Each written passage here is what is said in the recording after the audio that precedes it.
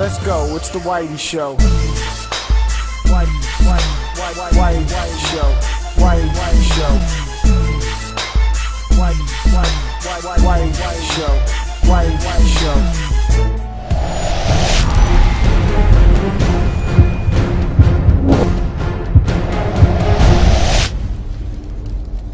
The Shin Megami series, from the main series to the Persona to the Digital Devil Saga, has always been the star, staple, the oh my god Japanese RPG stories for me, because they're memorable. They're usually handled very mature and dark, and let's face it, really fucking twisted most of the time. I mean, honestly, the shit in Nocturne and Digital Devil Saga, I mean, the twist, I mean, do I have to even go on? Persona series has always been a bit more of the odd child in the series, if you want to say. However, I finally got a chance to sit down and play Persona 4 Golden for the Vita, and the story mostly is intact from the original version with added scenes. So the story is basically someone is killing people in town by throwing them into a TV. No, not bashing their heads into a TV, but throwing them into an actual TV, which leads them into a demon-like world. They soon die afterwards. So, it's up to myself and a few other people that go to my school to stop them from killing people, or stop him, or stop her.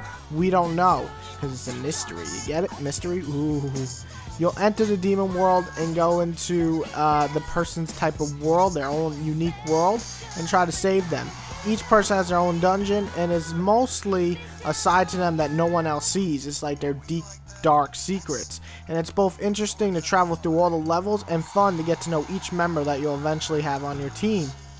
It's really most of the dialogue and an amazing cast that you get with this game. Persona to me has always been pretty interesting in the cast department. I dislike Persona 1, the game, but I enjoyed the cast. I love the cast of Persona 2, Persona 3, and especially Persona 4. They all feel different and they're fun to get to know. So, the more you learn about each awesome party member, the more likely you'll enjoy the overall package to the story. You know, I notice every time I come here, there's a lot of people around. Yeah, if we hang out around here, I bet someone will come talk to us. Actually, mind if I head off for a bit? Since I came over... Besides a few odd voices here and there, the game is filled with heartfelt dialogue and an amazing amount of memorable moments. I hope you enjoy the story and cast as much as I did with this one, because really the story is the shining example in this game.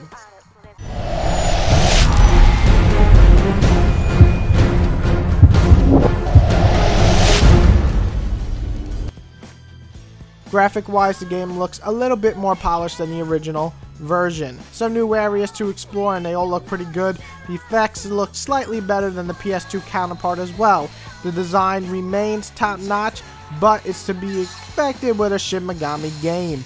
Overall, I have nothing really bad to say about the graphics. I love them on the PS2, and I love them now.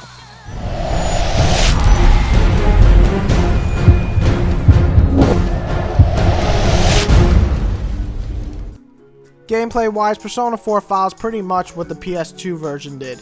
You basically are split between a Sims type life, you know, go to school, date, become friends with people, live a life of a high schooler. Sure as fuck is more fun than most times in high school. And after you do all that Sim stuff, you got the RPG stuff.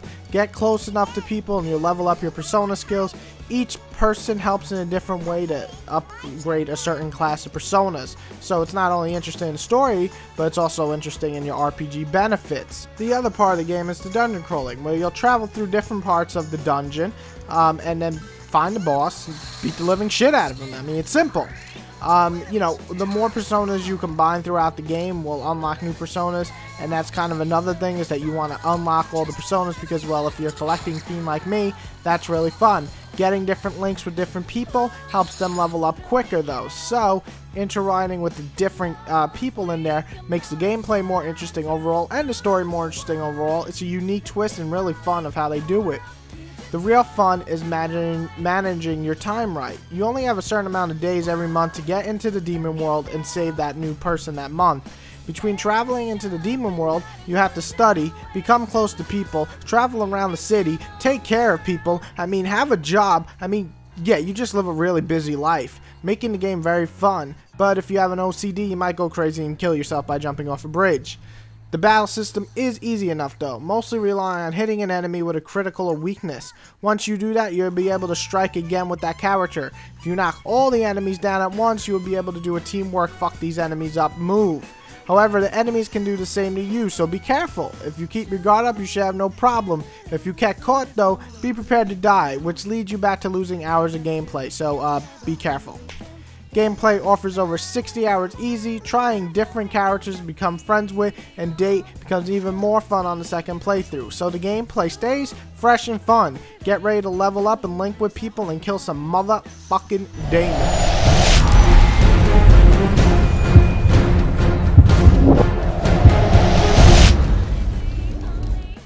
Like I said, 60 hours easy. Plenty of different ways to play. A very solid story. A wonderful cast. Fun gameplay. I mean, the game does almost no wrong, and now it's on the damn go. I mean, come on.